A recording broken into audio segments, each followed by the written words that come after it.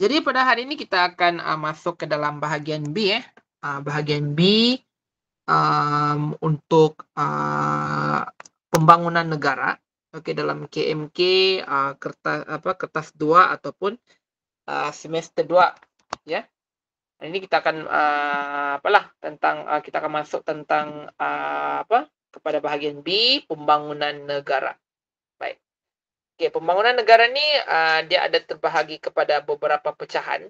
Okey. Hari ini kita akan fokuskan kepada bahagian politik. Pecahan pertama di sini bahagian politik. Okey. Di bahagian politik ini dia terbahagi kepada 3 bahagian. Okay, dia terbahagi kepada 3 bahagian. Yang pertama, okey, yang pertama di sini ada kepimpinan. Okey, kepimpinan. Okey, yang kedua adalah nationalism. Okey, dan yang ketiga adalah peraturan dan undang-undang. Okey, jadi objektif dari sini yang kita akan belajar pada hari ini iaitu untuk bahagian kepimpinan ni kita akan menguraikan pelbagai gaya kepimpinan dalam pembangunan negara, menguraikan kepentingan nationalism dalam pembangunan negara dan menyatakan sejauh mana pentingnya peraturan dan undang-undang dalam pembangunan negara. Jadi untuk bahagian ni dia akan diterapkan atau ada berkaitan ataupun disentuh dalam 2 teks yang kita akan belajar, iaitu yang teks pertama adalah Suraratus Salatin atau Sejarah Melayu dan Saudagar Besar dari Kuala Lumpur. So itu dia punya novel dia lah. Okey. Untuk berkenaan dengan kedua-dua teks tersebut, okey, dalam link Google Drive Starter Kit Learning ada saya masukkan dalam nota-nota berkenaan dengan Suraratus Salatin dengan Saudagar Besar dari Kuala Lumpur. Boleh tengok dalam modul Q&A. So kalau tidak sempat baca full text, kita boleh terus rujuk nota yang boleh yang boleh dikaitkan dengan setiap bahagian A, bahagian B dengan bahagian C tersebut. Okey. Dan ekonomi. Okey, ekonomi ada 3. Dia terpecah lagi pada 3. Pertama, pertanian, usahawan dan perdagangan. Untuk hari ini kita akan pergi kepada kepimpinan dengan nasionalisme pada hari ini. Alright, yang nanti selebihnya nanti kita akan sambung pada kelas yang seterusnya. Baik, kita akan mulakan daripada pecahan ataupun bahagian yang pertama di bawah aspek politik, iaitu kepimpinan. Okey, pernah tak dengar kepimpinan tu macam mana? Pernah tak kita rasa ada pemimpin ataupun ada tak seorang ketua yang ada dalam satu tim atau satu kumpulan tu caranya dia nak dia nak memberikan guide atau memberikan arahan tu bagaimana terhadap rakan-rakan anda. Okey, adakah anda happy ataupun adakah anda senang ataupun adakah anda rasa tidak puas hati ataupun tidak senang hati apabila mendapat ketua ataupun pemimpin yang tidak seperti diharapkan. Maksudnya itu seorang ketua tu dia rasa, biasanya kalau dia pegang tanggungjawab sebagai ketua ataupun dia bergelar sebagai ketua kan, dia akan rasa macam ada yang rasa okey, dia apa tu kan, dia fikir dia menjadi satu kehebatan lah di situ ataupun dia jadikan benda tu sebagai satu rasa bangga sebab okey, sebab orang biasa kalau orang kan dia dapat jawatan kan dia bukanlah nak melaksanakan tanggungjawab tu betul-betul kan ataupun lalai sebab dia nak nama dia je letak dalam jawatan ataupun sebagai ketua saja. Tapi tidak melaksanakan tanggungjawab itu betul-betul. Okay, ada juga yang merasa beban untuk menjadi seorang ketua ataupun tidak suka menjadi ketua sebab dia tahu kalau menjadi ketua ini dia agak macam ada banyak bebanan yang perlu dipikul. Sebab segala tanggungjawab itu kalau ada apa-apa yang berlaku itu yang akan menjadi bebanan dia lah di situ. Okey. Jadi kita baca je lah di sini ataupun kita secara ringkasnya di sini. kita perlu tahu apa maksud kepimpinan. Okay. So ini kita akan gunakan masuk dalam bahagian pendahuluan. Di sini kita nak jelaskan kepimpinan tu apa maksud dia. Okay, secara singkat di sini kalau kita tengok di 1.1, okay, menurut Kamus Dewan pada tahun 1994, kepimpinan ialah perkataan terbitan. Maksudnya di sini ini kata dasar dia adalah pimpin. Dia punya terbitan dia di sini adalah ke dengan an. Bila digabung ke dengan an, okay, imbuhan apitan tu ke dengan an tambah dengan kata dasar dia iaitu pimpin, dia akan menjadi maksud kepimpinan. So itu dia punya hasil gabungan dia lah. Pimpin tu maksud dia adalah bimbing, pandu ataupun tunjuk. Jadi kita macam kita diajarkan ataupun kita dibimbing macam mana untuk melaksanakan sesuatu tugas untuk mendapatkan hasil yang dimaukan. Okey. Memimpin maksud dia adalah memegang tangan dan membawa berjalan menuju ke sesuatu tempat. Jadi pimpin dengan memimpin ini ada dua penjelasan di sini ataupun dua pengertian di sini yang berbeza lah. Cuma yang dari segi kata dasar dia adalah pimpin lah. Tapi kalau bila ditambah dengan imbuhan, okay, dia akan memberikan pengertian yang lain lagi. Memimpin berarti memegang tangan dan membawa berjalan menuju ke sesuatu tempat. Jadi kita dibawa untuk pergi ke sesuatu tempat yang di mana tempat tersebut tu adalah tempat yang betul, yang boleh digunakan, yang boleh yang boleh dikira sebagai selamat lah di situ. Okay? Kepimpinan pula membawa maksud keupayaan memimpin. Dan juga ia membawa pengertian sebagai pemimpin, daya seseorang pemimpin. Okay. Tingkah laku yang mempunyai keupayaan mengubah haluan sesuatu organisasi. Jadi dalam konteks tempat kerja ataupun dalam konteks pelaksanaan tanggungjawab, sama juga lah kan melaksanakan tugas di sini, satu tingkah laku yang di mana seseorang yang diberi tanggungjawab untuk menjadi seorang pemimpin atau ketua, okay, perasaan dia di sini adalah dia merasakan adalah untuk membawakan, okay, ke semua orang atau keseluruhan tersebut untuk mencapai satu matlamat secara bersama. Okay, matlamat yang macam mana dia lihat pada konteks dia lah. Konteks tempat kerja ataupun kebertanggungjawaban yang dilakukan bersama tersebutlah. Sama ada mereka akan memilih pergi kepada yang lebih baik ataupun positif ataupun yang lebih yang sebaliknya lah, sama ada yang kurang. Sebab ini menentukan untuk mencapai matlamat lah bagi situ ataupun mencapai objektif. Sebab bila kita bekerja, kita mesti ada sesuatu yang perlu kita capai. Semua orang di sini memerlukan untuk mencapai yang lebih baik. Kan? Sebab sebab kita nak memberikan productivity dalam bidang yang kita nak, kan, mestilah kita memberikan sesuatu yang terbaik. Okay?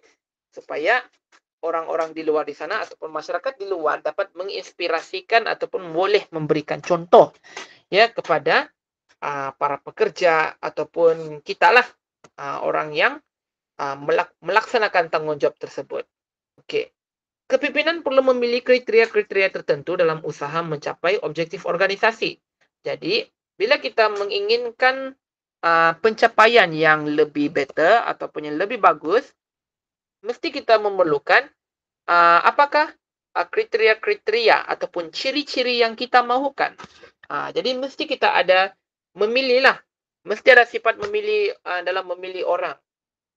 Untuk memilih orang ni, kita perlu tahu apa yang kita perlu nak. Kan? Contohlah, kalau macam contoh kan kalau dalam bidang pendidikan lah contohnya. Saya ambil contoh tentang saya lah. Dalam bidang pendidikan, kita memerlukan pelajar-pelajar ataupun murid-murid mencapai apa orang kata itu 2A.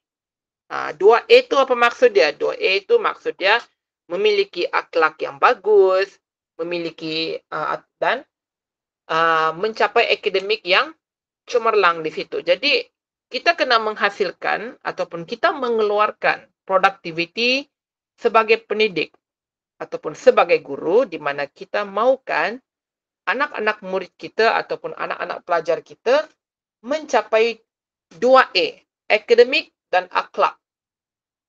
Untuk menghasilkan productivity seperti itu, maka kita harus ada kriteria-kriteria tertentu. Okey. Contoh kalau jabatan atau kementerian mesti melihat calon-calon guru. Okey. Perlu kita kena lihat adakah dia boleh untuk mendidik, sebab kalau semua orang boleh mendidik ataupun boleh mengajar. Tetapi adakah boleh untuk dipilih sebagai pengajar? So itu dia punya soalan dia. Jadi, di dalam bahagian organisasi di peringkat jabatan atau kementerian dia ada ketua. Setiap bahagian-bahagian dia ada ketua. Okey. Jadi mesti memilih calon guru mana yang perlu ditapis mengikut kriteria yang mereka maukan untuk menghasilkan productivity yang seperti yang saya sebutkan sebentar tadi. Okey. Menurut Cartwright dan Zender, mereka boleh memantau orang bawahan agar mengikut kriteria yang dipilih untuk tujuan pembangunan dan kejayaan di samping dapat mempertahankan corak kerja berpasukan yang erat. Okey. So, dalam bahagian kepimpinan untuk menghasilkan produktiviti sangat penting. Okey, seorang pemimpin dia berhak untuk menentukan dan menapis atau memilih mana-mana bahagian ataupun siapa-siapa saja mengikut apa yang dia mahukan. Jadi dia mau pastikan orang bawahan ataupun pekerja melaksanakan atau mengikuti kehendak yang dipilih untuk mencapai matlamat atau objektif organisasi di tempat kerja tersebut. Okay. Kepimpinan merupakan satu subjek yang menarik kepada semua golongan masyarakat. Okay. So maksudnya di sini, semua orang boleh menjadi pemimpin. Tapi soalannya, adakah kita boleh menjadi pemimpin yang bagus, yang baik, yang boleh memberikan inspirasi, memberikan gambaran kepada individu-individu di luar sana. Yang kita mau tunjukkan bahawa gelaran itu bukan hanya sekadar pada omong kosong. Maksudnya kita hanya pegang jawatan untuk mendapatkan nama tapi tidak melaksanakan tanggungjawab. Sedangkan memegang sesuatu tanggungjawab ini, dia ini kira sebagai amanah yang perlu kita kena laksanakan. Sebab kalau mengikut pada sudut pandang agama kita sendiri kan, kalau kita macam satu hari nanti kan, bila kita sudah kembali, kan, kita akan dipersoal. Apa yang kita sudah buat sepanjang kita berada di dunia, kan? Begitu. Itu dari sudut agama lah. Jadi, bila kita memegang sesuatu yang akan memberikan satu perspektif ataupun satu gambaran oleh individu-individu yang di luar sana ataupun masyarakat di luar, kita harus menunjukkan contoh yang terbaik. Sebab ia bukan hanya sekadar mengajar semata-mata, tapi memberikan satu role model untuk dicontohi. Begitu. Okay. Kepimpinan memberi gambaran individu yang berkuasa dan dinamik, yang memerintah tentera atau mengarah empayar korporat. Jadi maksudnya di sini adalah menunjukkan arah yang betul, supaya mereka juga sama-sama mendapatkan hasil yang sama. Okey. Pada zaman mengikut sejarah manusia penuh dengan pemimpin tentera, politik, agama dan sosial. Dari zaman dahulu lagi memang sudah wujud golongan-golongan pemimpin seperti itu. Perjuangan pemimpin yang berani dan bijaksana menjadi intipati legenda dan mitos. Okey. Okey, kepimpinan merupakan satu kemampuan yang mempengaruhi orang lain lah. Jadi macam yang saya sebutkan tadi, kita akan memberikan satu contoh yang baik, memberikan teladan yang bagus kepada orang-orang kita ataupun bawahan-bawahan kita.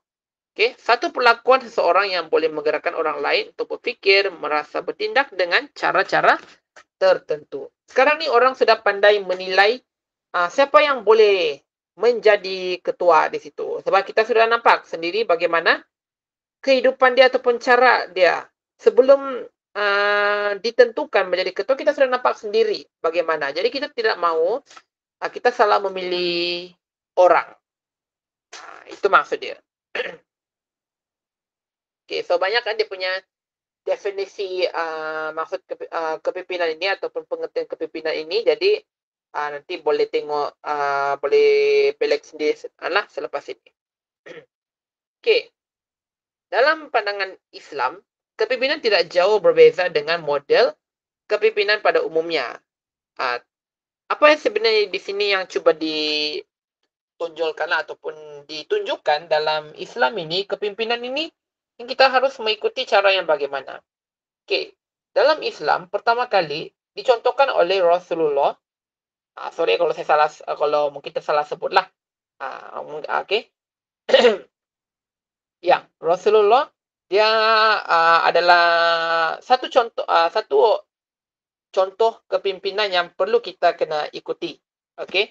Okey, dalam karya semester 1 yang pernah kita belajar, kalau tidak silap saya di sastra agama kan yang bertajuk inilah hikayat peri menyatakan Nabi wafat.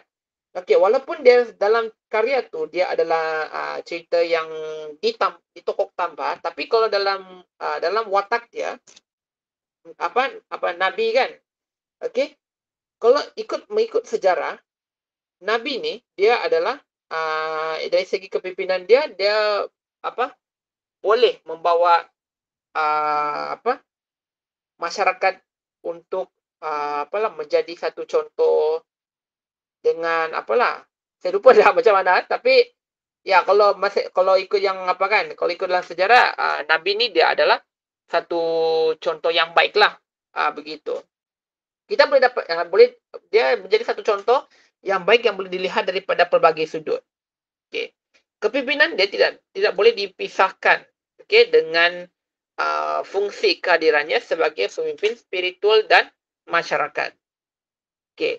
Di sini prinsip yang digunakan di sini adalah keteladanan.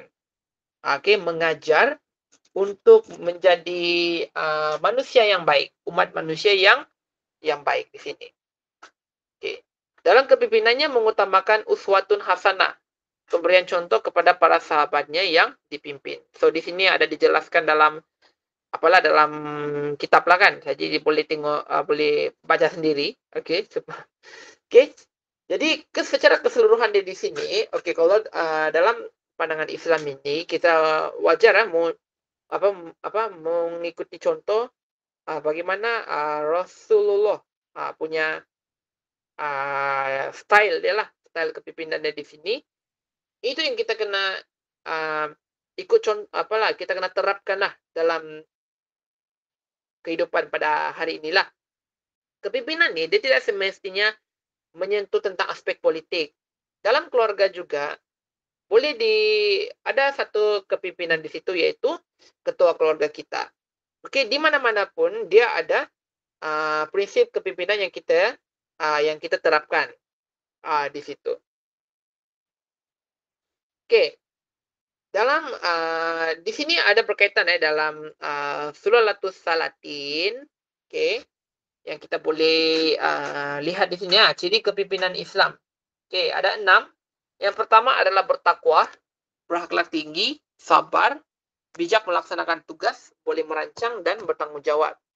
Sepatutnya ini yang perlu diterapkan dalam semua pemimpin pada masa kini. Okey, tapi kita tengok sendirilah dalam isu, apakah ada isu. So, saya tidak bahaskan di sini isunya yang apa, terutama dalam bidang politik lah. Kita sendiri boleh tahu. Okey, sepatutnya ini yang kita perlu diberikan contoh lah kepada semua pemimpin-pemimpin politik. Semua ini adalah daripada baginda. Okey, daripada sifatnya kita boleh ambil contoh di situlah. Okey, kalau kita sebagai ahli keluarga pun kita ada rasa tanggungjawab untuk memastikan ahli keluarga kita mengikuti cara apa yang sudah yang sudah ditetapkan mengikut bukan saja dalam agama Islam tapi mengikut pada ajaran masing-masing lah. Okey. Kepimpinan ni dia ada beberapa kepentingan dia. Okey, setiap apa yang kita buat di sini mesti ada kepentingan dia lah. Okey, yang pertama di sini adalah mengkomunikasikan dasar dan rancangan. Okey, untuk melaksanakan kedua-dua benda ni, cara kita bercakap itu ataupun cara kita berkomunikasi itu adalah penting. Okey, macam bagaimana kita hendak menarik perhatian para pekerja ataupun orang kita untuk mendapatkan perhatian kita. Okey, jadi bila kita sudah melaksanakan ataupun berjaya menarik perhatian dengan cara begitu, senanglah kita ingin menyalurkan apakah dasar-dasar dan rancangan, apakah peraturan yang perlu kita terapkan kepada mereka untuk mengikuti bagi memastikan hasil objektif dicapai untuk meningkatkan pencapaian dalam organisasi di tempat kerja. Yang kedua adalah untuk memotivasikan pekerja. Kita boleh menggunakan contoh-contoh kepimpinan yang kita yang kita boleh bimbing. Macam contoh kan keteladanan yang ditunjukkan oleh Nabi. Okey, kita patut menggunakan unsur ataupun cerita seperti itu. Okey, bukan hanya untuk Muslim atau Islam sahaja, tapi untuk semua pekerja. Sebab sebab kita menginginkan suasana ataupun environment tempat kerja yang lebih bagus. Makanya kita perlu mencari tahu ataupun kita kena ada satu contoh yang boleh diberi teladan ataupun diberikan unsur motivasi atau pengajaran di situlah kepada kepada para orang ataupun pekerja kita untuk meningkatkan motivasi mereka bagi mencapai hasil atau matlamat yang lebih baik. Yang ketiga adalah memberikan tunjuk ajar dan bimbingan. Okey, kita tidak boleh biarkan para pekerja kita melakukan sendiri sebab mereka memerlukan tunjuk ajar dan bimbingan yang sepenuhnya tidak cukup itu mesti perlu diberikan secara jelas. Bukan hanya main separuh jalan sahaja. Sebab bila kita inginkan pencapaian ataupun kita mahukan keberhasilan yang lebih better, yang lebih baik adalah kita, sebagai seorang ketua adalah tanggungjawab kita untuk menunjuk ajar dan memberikan bimbingan yang betul. Step by step. Macam mana untuk menghasilkan sesuatu tugas biar supaya menjadi lebih cepat siap dan memberikan hasil sesuai dengan kehendak pelanggan ataupun pengguna.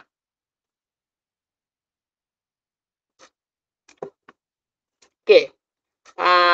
Yang keempat adalah penyelarasan semua aktiviti. Okay, penyelarasan semua aktiviti di sini, kita akan mengenal pasti siapa yang boleh untuk melakukan satu-satu tugas mengikut keupayaan masing-masing. Kita kena mencari mengikut bakat, mengikut pengalaman, mengikut apa yang boleh oleh semua pekerja dan kita kena letakkan dalam satu bahagian tersebut. Tapi jika kita tidak tahu ataupun kita tidak ada pilihan dah, terpaksa kita kena letakkan di bahagian lain, kita kena ulang semula pada bahagian nombor 3 adalah untuk memberikan tunjuk ajar dan bimbingan.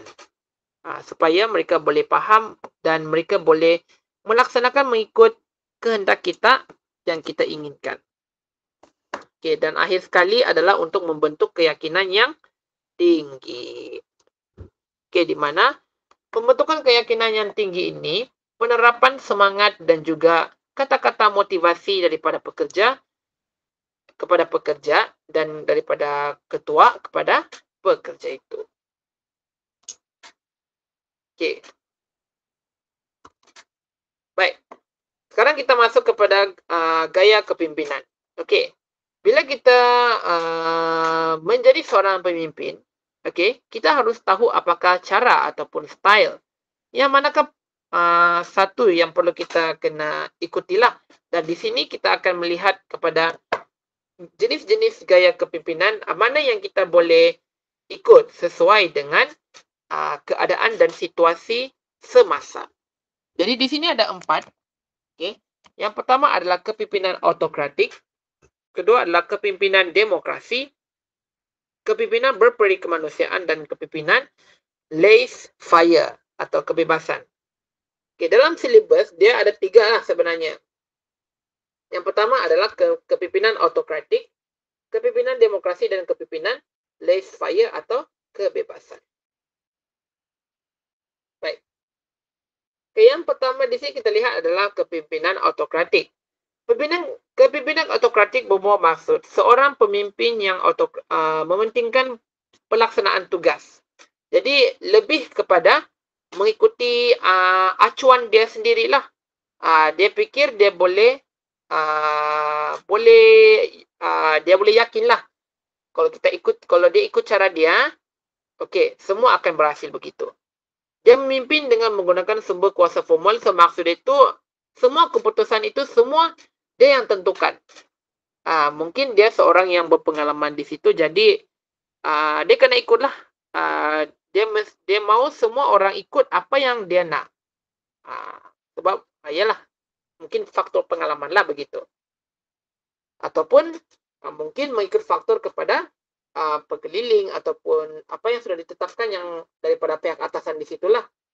Jadi dia ni cuma hanya melaksanakan tanggungjawab untuk mengikuti segala kehendak ataupun penetapan daripada pihak yang lagi di atas lah. Di atas dia lah dalam organisasi lah begitu. Okey.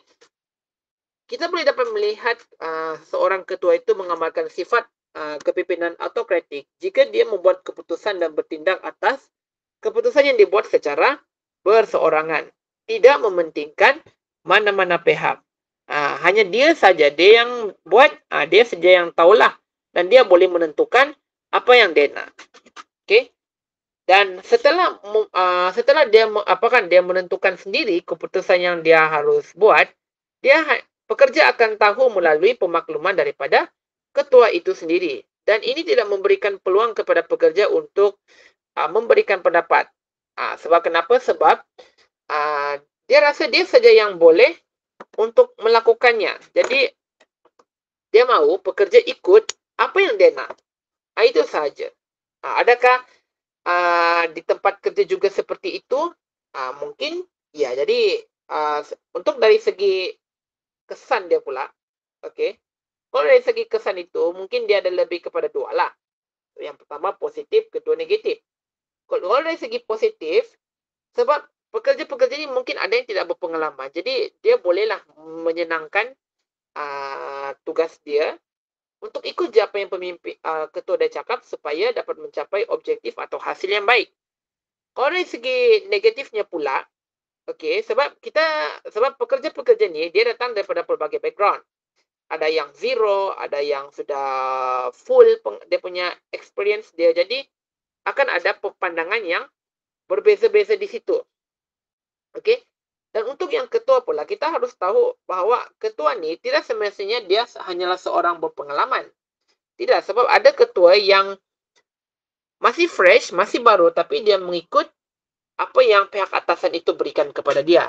Jadi, dia memilih style begini untuk bagi push lah pekerja-pekerja di situ supaya cepat-cepatlah menghasilkan produktiviti yang bagus lah begitu. Okey. Ciri-ciri gaya kepimpinan autokratik yang boleh kita kenal pasti. Yang pertama, dia tidak akan mendapatkan pandangan daripada pekerja. Kedua, membuat semua keputusan daripada semua pekerja. Pekerja yang mengadu, dia yang buat keputusan. Okey. Jadi tidak diberikan peluang lah sebenarnya pekerja tersebut lah. Jadi mungkin kita nampak di situ ada yang sisi negatifnya. Pemimpin mengarahkan pekerja melakukan tugas tanpa perbincangan. Ini juga lebih kepada arah negatif lah. Tapi setengah juga dia mungkin dapat lihat di situ ada positif lah. Dan menentukan semua kaedah dan proses kerja, pekerja itu hanya ikut je apa yang ditentukan oleh pemimpin. Jadi mungkin di situ ada yang nampak 50-50, ada rasa tanggungjawab, ada yang tidak lah. Baik.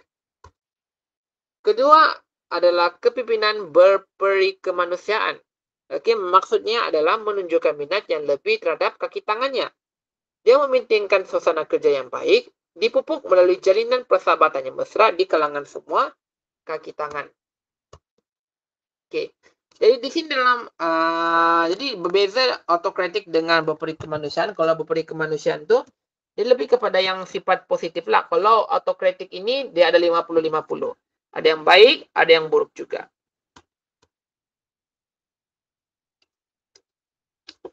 Kalau dari segi kepimpinan demokrasi, okay, pemimpin yang menggalakkan ke semua kaki tangannya melibatkan diri dalam organisasinya. Jadi boleh mengurangkan bebanan di situlah. Okey, yang ditanggung oleh pemimpin. Jadi dia tidak pemimpin atau ketua. Jadi dia tidak hanya melakukan kerja seorang diri. Jadi semua ramai-ramai untuk melaksanakan tugas. Okey. Dikenali juga sebagai gaya bahasa pula gaya kepimpinan penglibatan. Kepimpinan ini melibatkan kaki tangan dalam membuat keputusan. Okey, ciri-ciri gaya kepimpinan demokrasi. Pekerja digalakkan berkongsi idea dan pendapat dalam menentukan keputusan. Ketua akan berbincang dengan pekerja dalam membuat keputusan, serta ketua dan pekerja bersama-sama menentukan semua kaedah dan proses kerja. Yang terakhir sekali adalah kepimpinan laissez-faire ataupun kebebasan. Baik, untuk yang jenis begini, pemimpin yang mengamalkan style kepimpinan laissez-faire tidak begitu berminat dengan urusan yang diamanahkan kepadanya. Biasanya tidak peduli dengan kerja maupun hasilnya. Kuasa yang ada padanya tidak digunakan. Yang ini perlu dielakkan sama sekali. Sebab kebebasan begini ini, kita tidak tahu kebebasan ini dia bawa arah ke mana sebenarnya. Sama juga macam autokratik lah.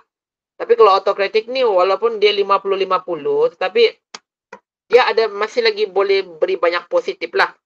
Maksudnya ini boleh dikawal lagi. Tapi kalau kebebasan di sini, dia lebih kepada arah negatif. Kenapa? Sebab kalau dari segi kalau dari segi efek dia ataupun ciri-ciri dia, seorang ketua ini dia akan main lepas tangan sajalah. Maksudnya mungkin adalah terlepas dia punya rasa tanggungjawab di situ, dia rasa dia tidak perlulah untuk masuk campur. Jadi dia boleh buat hal sendiri.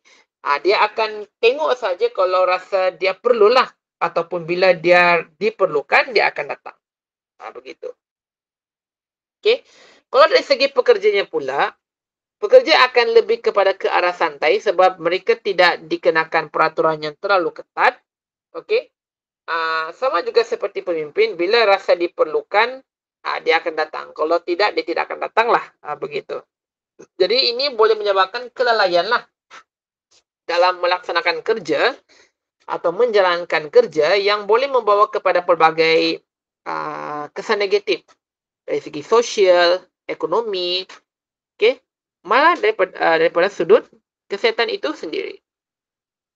Ciri-cirinya adalah ketua tidak memberikan banyak bimbingan kepada pekerja. Jadi ini menyebabkan pekerja ni dia terpaksa berfikirlah dan bertindak sendiri. Ini akan menyebabkan banyak kesan. Lebih banyak bawa kepada kesan negatif lah. Ketua memberi kebebasan penuh kepada pekerja. Okey. Pekerja ni diharapkan lebih banyaklah untuk menyelesaikan masalah kerja sendiri tanpa bantuan dan bimbingan daripada pemimpin. Sebab pemimpin ni fikir pekerja ni sudah pijak lah. Jadi tidak payah lagi kalau pekerja ni memerlukan bantuan daripada ketua lagi. Dan sekali pekerja lebih memahami tugas dan kerja dan tugas diri mereka. Jadi ini maksudnya di sini mereka meletakkan kepentingan diri mereka tu lebih daripada kepentingan kerja. Yang sepatutnya mereka perlu mengutamakan kerja daripada diri sendiri kerana sebab bekerja ni mencari makan. Kalau mereka lalai, efek pada kerja mungkin akan dipotong gaji atau dipotong allowance dan sebagainya. Nanti kehidupan dia akan jadi susah lah di situ. Jadi kena imbangkan masa kedua-duanya lah. Supaya produktiviti diri mereka tidak terjejas, produktiviti terhadap hasil kerja juga tidak begitu buruk. Dari segi prasyarat, kepimpinan yang berkualiti. Ada 6 di sini yang perlu dipatuhi oleh pemimpin. Yang pertama adalah penghayatan budaya ilmu. berani dan sedia menanggung risiko, sentiasa memberikan dorongan, memiliki safia atau akhlak yang baik, keterbukaan dan sentiasa bermuhasabah. Di sini, okey, kita mungkin akan soalan akan ditanyakan ciri-ciri ataupun syarat-syarat untuk menjadi pemimpin berdasarkan sama ada Salatul Salatin ataupun Saudagar Besar dari Kuala Lumpur. Jadi kita kena lihatlah pada watak yang terdapat dalam teks tersebut. Kita teliti satu persatu. Adakah watak-watak tersebut mengamalkan syarat-syarat prasyarat kepimpinan yang berkualiti di situ? Okey. Kita lihat dalam penerapan prinsip kepimpinan dalam teks yang pertama, Saudagar Besar dari Kuala Lumpur. Saya harapkan di sini awak boleh bacalah teks sendiri Saudagar Besar dari Kuala Lumpur, sebab dalam kelas ini saya akan banyak mengajar ataupun membimbing mengenai tentang bahagian-bahagian di ataupun prinsip-prinsip di setiap bahagian A, bahagian B dengan bahagian C tersebut. Okey. Unsur penerapan kepimpinan dalam Saudagar Besar dari Kuala Lumpur. Okey. Dalam dalam novel tersebut ada watak-watak yang menunjukkan unsur kepimpinan yang bagus atau watak-watak yang sebagai pemimpin. Pertama adalah Encik Muhammad.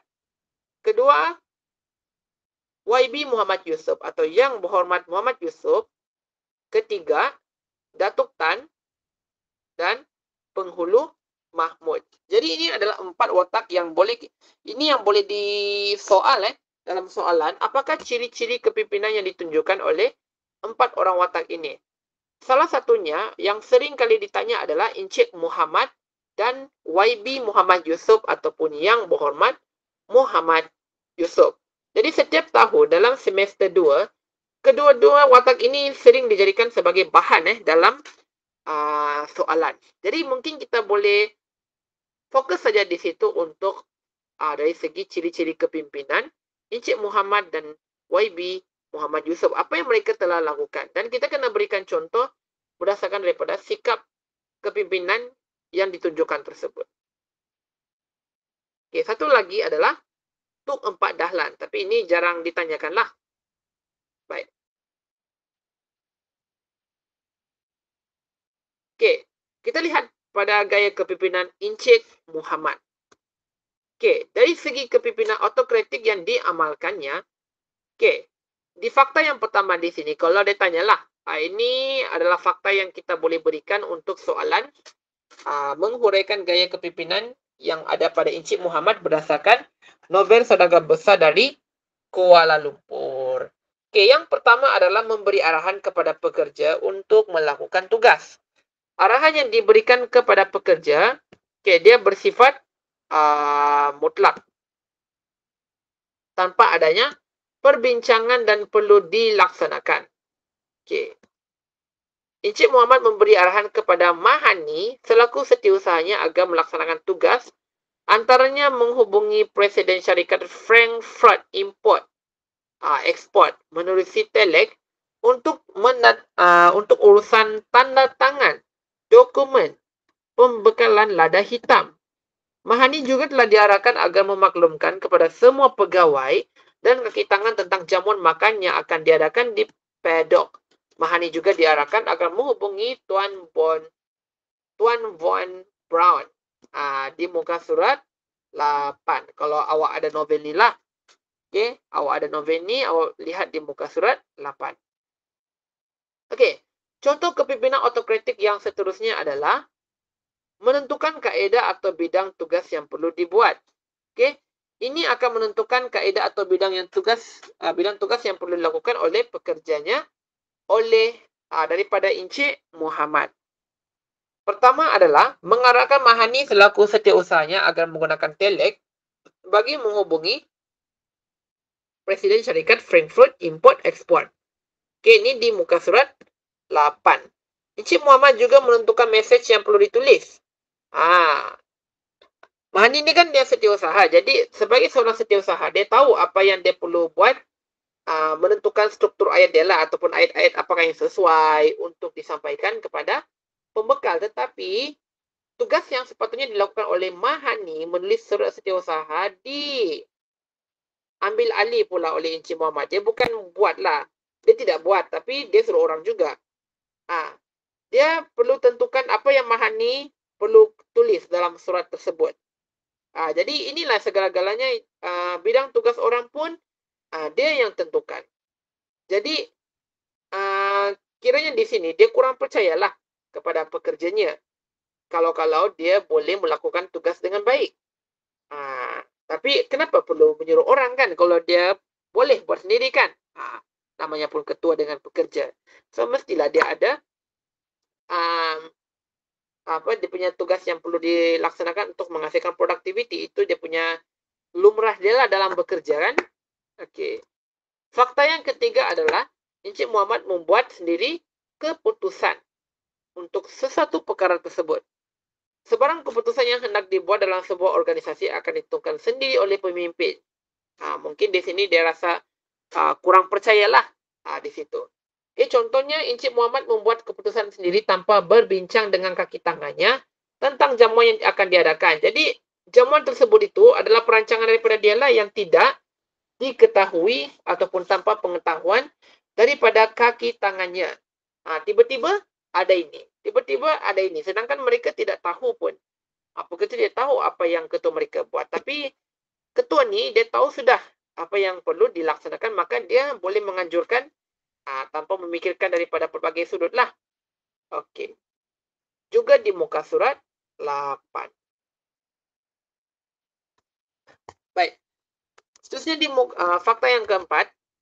Memaksa pengikut membuat sesuatu tanpa mengambil kira keperluan individu pengikut. Okey. Dari segi dalam muka surat 9, pemimpin yang autokratik menggunakan kuasa formal yang dimilikinya untuk memaksa pekerja di bawahannya untuk membuat apa yang diarahkannya. Contohnya, Encik Muhammad memarahi Mahani yang ingkar dengan arahannya agar dia dipanggil dengan panggilan pakcik, bukannya dengan panggilan tuan. Maksudnya di sini Encik Muhammad ni dia lebih selesa lah kalau dipanggil yang non formal lah, pakcik. Sebab kalau tuan ni dia rasa macam tak elok lah begitu, kan? Cuba tengok ataupun cuba cek siapakah Mahani dalam novel tersebut. Apa kaitan Mahani dengan Encik Muhammad? Kenapa panggilan panggilan oleh Mahani tersebut membuatkan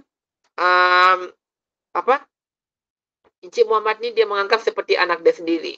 Tetapi Mahani pula dalam tempat kerja dia mesti kena hormat lah.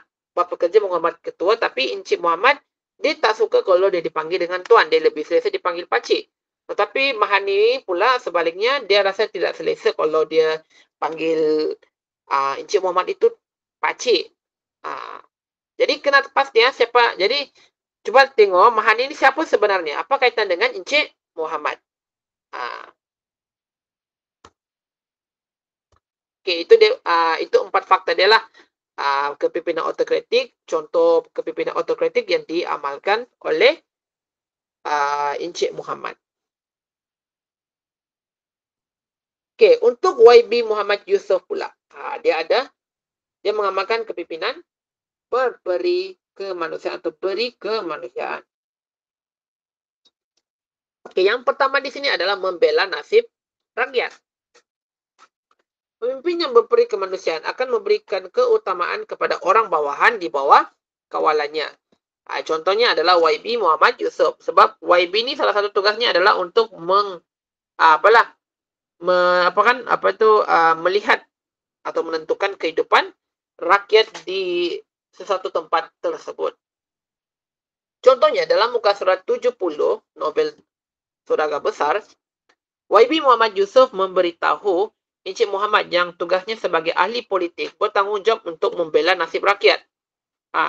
Jadi dia bagi tahulah yang tugas dia ni sebagai ahli politik, seorang yang berhormat di sini, dia YB ni memberitahu kepada Encik Muhammad sebagai ahli politik, dia bertanggungjawab untuk membela nasib rakyat di kawasan pilihan rayanya lah.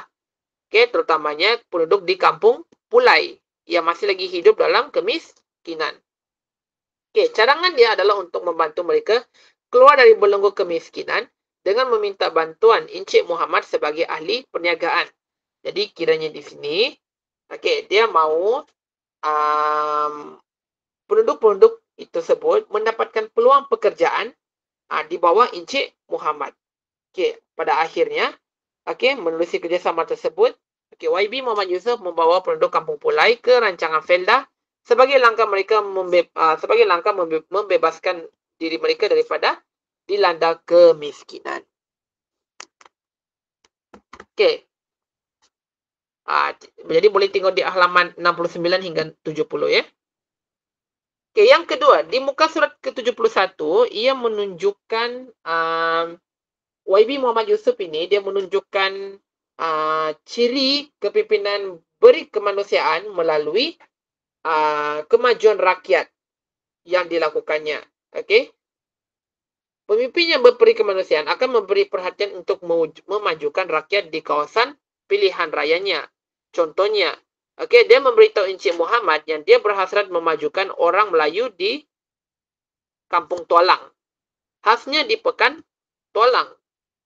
Okey, menerusi rancangannya untuk bekerja sama dengan Toke Chan untuk membangunkan projek perumahan di kawasan Jeramedang. Yang ketiga adalah bekerja sama. Pemimpin yang berkemanusiaan akan menjalinkan kerjasama dengan pihak lain untuk menjayakan kepimpinannya. Sebagai contoh, okay, YB Muhammad Yusof sedia untuk bekerjasama dengan Encik Muhammad mencapai cita-cita memajukan wilayah Tualang. Itu di muka surat 73. Seterusnya adalah bersedia menanggung risiko. Pemimpin yang berperi kemanusiaan akan mencuba dan sanggup menanggung risiko demi melaksanakan tugasnya.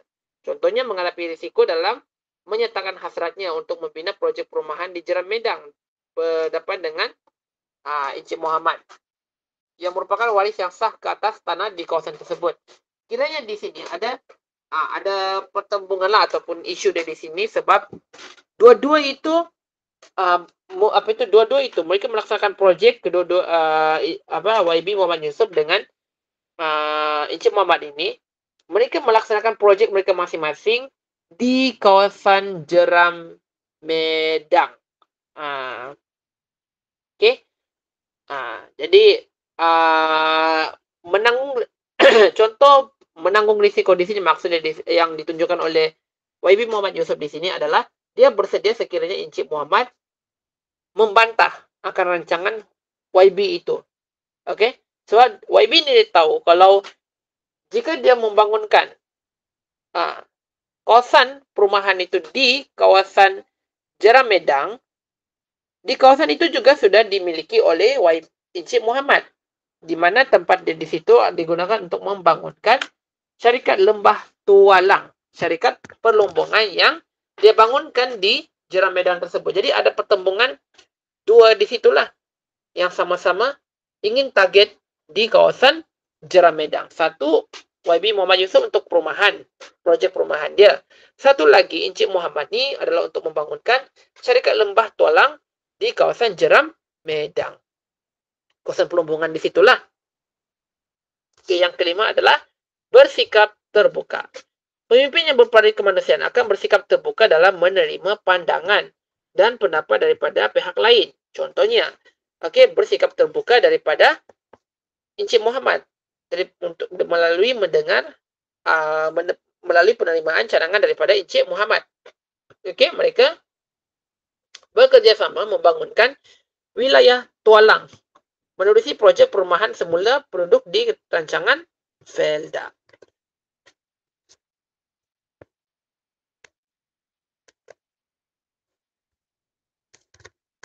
Watak seterusnya adalah so kita stop sampai di situ sajalah. Jadi di situ kita boleh dapat melihatlah dua contoh kepimpinan yang ditunjukkan adalah yang pertama adalah Encik Muhammad dan juga YB Muhammad Yusof. Seterusnya kita pergi kepada teks kedua iaitu Sulalatus Salatin atau Sejarah Melayu. Antara watak-watak pemimpin yang ditunjukkan dalam teks tersebut yang pertama adalah Sultan Muhammad Shah, Sultan Muzaffar Shah, Sultan Mansur Shah, Sultan Mahmud Shah, dan Sultan Alauddin Riayat Shah. Jadi ada 5 sultan di sini dengan cara kepimpinan yang berbeza di situ. Jadi semua soalan, semua watak sini semua dia masuk dalam soalan. Ya. So setiap tahun dia akan ganti-gantilah watak siapa yang akan ditanya, watak siapa akan ditanya. Tapi kalau dari segi unsur kepimpinan di situ, kita boleh dapat lihat 5 watak ini sering menonjolkan ciri-ciri kepimpinan yang boleh diteladani dengan pelbagai gaya kepimpinan. Okey, yang pertama adalah dalam sistem pemerintahan tersebut, sistem pemerintahan yang diamalkan dalam Sulalatus Salatin adalah sistem pemerintahan beraja berkuasa mutlak. Jadi kelima-lima watak tersebut ni, 5 orang sultan ini, mengamalkan sistem pemerintahan beraja berkuasa mutlak, di mana raja mempunyai otoriti dan kuasa penuh ke atas rakyat dan semua urusannya berkaitan dengan kerajaannya. Kalau raja ni dia tidak boleh dipersoalkan kedudukan dia, apalagi kalau diganggulah, sebab raja ni dia berkuasa dan boleh menentukan apa yang terbaik untuk negara dia. Jadi kalau kita ni macam yang rakyat ni, kita ikut je lah. Dengar je apa yang dia titahkan. Sebab dia tahu apa yang dia terbaik. Jadi kita kena percaya pada dia lah. Begitu. Konsep raja berdaulat. Kalau tadi pertama adalah sistem pemerintahan beraja berkuasa mutlak. Yang ini konsep raja berdaulat. Elemen penting dalam teks Sulalatus Salatin. Sebab kita nak tengok bagaimana kita lihat dari segi ciri kedaulatan ataupun kedudukan dia. Bagaimana kalau dari segi perspektif, dari segi pelbagai sudut perspektif tersebut.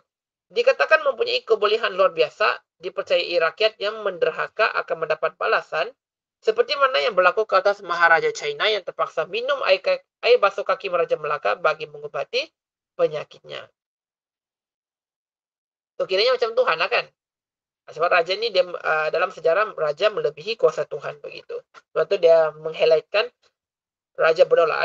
Itu yang sampai dalam teks tersebut dikatakan Maharaja China terpaksa minum air basuh kaki Raja Melaka untuk mengubati penyakit yang dideritalah oleh Maharaja China tersebut. Dari segi pelaksanaan atau penguatkuasaan undang-undang, raja seringkali akan mendapat nasihat dan pandangan daripada pembesar negeri. Jadi raja ni tugas dia ni pula adalah untuk menentukan hukuman ataupun tindakan lah yang boleh dikenakan ke atas rakyat yang melakukan kesalahan-kesalahan. Pelaksanaan undang-undang melibatkan kerjasama di kalangan para pembesar dan akan mendapat perkenan raja sesudah dipersetujui.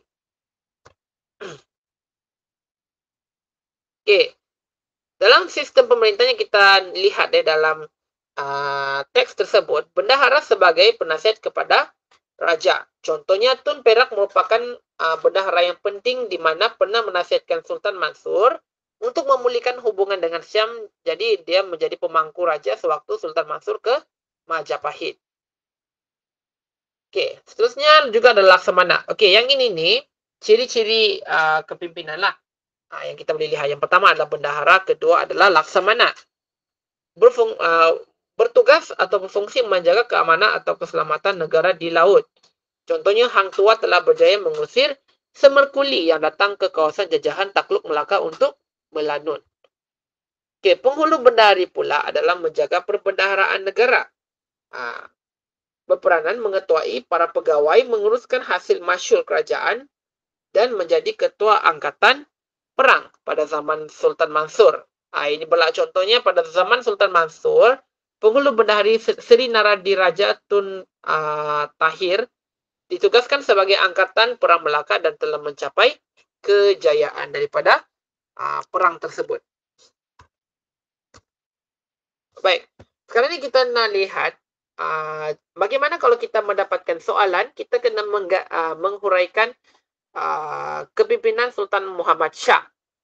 Jadi ada poin-poin di situ yang kita kena lihat untuk menjawab dalam soalan, huraikan gaya kepimpinan yang diamalkan oleh Sultan Mahmud Shah berdasarkan Sulalatus Salatin.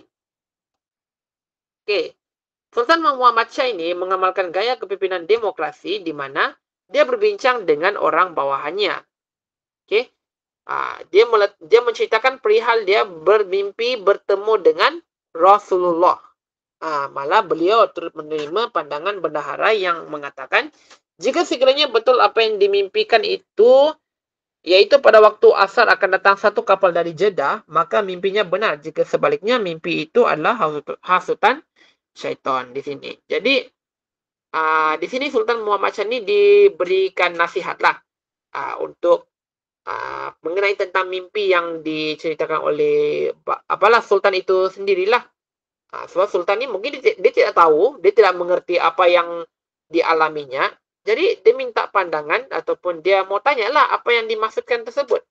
Sebab macam manapun Sultan ini bukanlah melebihi kekuasaan dia. Sebab dia ini Sultan juga adalah orang biasa. Jadi wajarlah dia tanyakan. Okey. Dari segi kepimpinan autokratik, selain daripada demokrasi, dia mengamalkan gaya kepimpinan autokratik. Apa contohnya di situ? Okey, yang pertama adalah membuat keputusan sendiri. Sultan Muhammad Shah membuat keputusan sendiri. Sultan Muhammad Shah setelah memeluk Islam, beliau telah mengarahkan semua penduduk Melaka, baik golongan pembesar ataupun maupun rakyat jelata untuk memeluk Islam. Jika beliau tidak menggunakan kuasanya sebagai pemimpin tertinggi, pasti agama Islam tidak akan berkembang di Melaka. Jadi membuat keputusan sendiri ini dari segi konteks dia ada dari dua sudut, yang baik dan yang buruk. Tapi untuk Sultan Muhammad Shah ini membawa kepada sudut yang baik. Okey, memeluk agama Islam. Okey, dia percaya kalau dia tidak menggunakan kuasanya sebagai pemimpin, Islam tidak akan berkembang di Melaka. Jadi di sini kiranya Sultan Muhammad Shah ini telah memberikan teladanlah yang baik kepada rakyat dan juga golongan pembesar di istana. Menggunakan kuasa formal atau kuasa mutlak sebagai raja. Contohnya, Sultan ini merupakan Sultan Melaka yang pertama menetapkan perletakan adat dan pantang larang, terutama yang berkaitan dengan istana. Ianya adalah antara rakyat lambang kebesaran. Raja di samping berfungsi mengatur hubunganlah antara rakyat dengan golongan istana. Jadi ada mula menetapkan adat dan pantang larang yang harus dipatuhi oleh setiap golongan istana dan juga rakyat di negeri Melaka itu. Jadi ini adalah contoh soalan yang boleh kita jawab di sini berkenaan dengan Sultan Mansur Shah.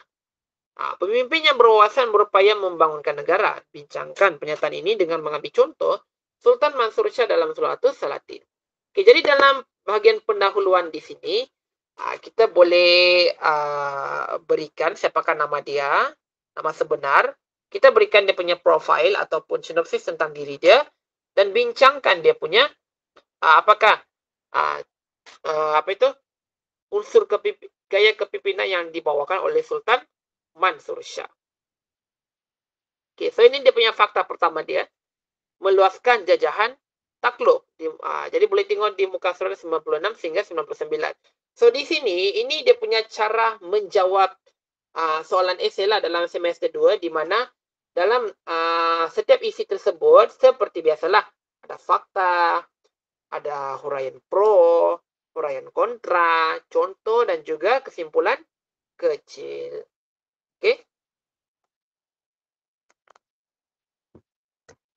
Okey, dia punya huraian dia adalah perluasan jajahan takluk oleh seseorang pemimpin menggambarkan kebolehan pemimpin tersebut menjalankan pemerintahannya dengan baik. Kepimpinan kehebatan Sultan Mansur Shah dapat dilihat apabila dia meluaskan jajahan takluknya dengan menawan Indrapura yang memiliki khazanah alam yang tidak ternilai. Okey. Dia punya dia punya kontra dia di sini, dia punya pro dan kontra. Sekiranya Sultan Mansur Shah tidak meluaskan jajahannya, kemungkinan perbendaan Melaka tidak akan bertambah. Jadi dia punya pro dia di situ, sekiranya Sultan Mansur Shah tidak meluaskan jajahannya. Okey, dia punya kontra dia di sini. Di situ kemungkinan perbendaharaan Melaka tidak akan bertambah. Ilmu gajah juga tidak berkembang di Melaka. So, dia punya kesimpulan kecil di sini, kesannya Melaka muncul antara kuasa yang disegani pada era pemerintahan Sultan Mansur Shah. Oke, kita boleh juga tengok di fakta yang kedua. Oke, kita tengok secara ringkas saja, menjalinkan hubungan diplomatik. Dari segi perkawinan, mementingkan ilmu pengetahuan, menghormati golongan pembesar. Oke, dan sebagainya lah.